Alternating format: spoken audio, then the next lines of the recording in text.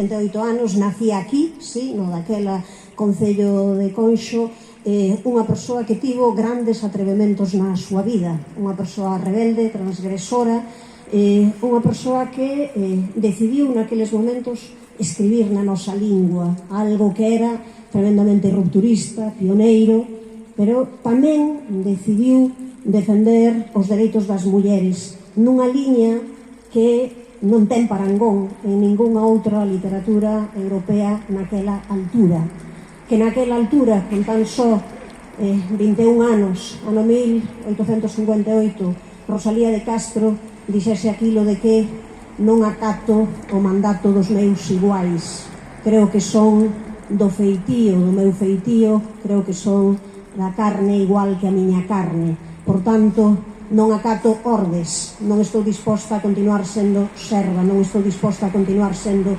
escrava. E nese sentido reivindica a liberdade e a intelectualidade. As mulleres con pensamento, con reflexión, con conceptos, con cuestións que lanzar ao mundo, sen pombas, sen volvoretas. E con iso abundaba.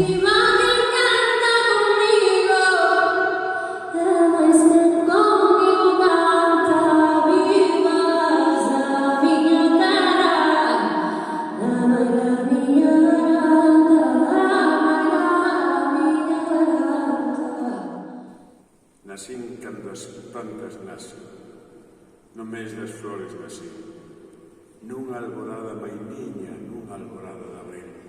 Por iso me chaman Rosa, máis a do triste sorrir, con espiñas para todos, sin ninguna para ti. Des que te quixen ingrato, todo acabou para min, que eras ti para min todo, miña gloria e meu vivir. De que pois te queixas, Mauro? De que pois te queixas di cando sabes que morrera por te contemplar feliz?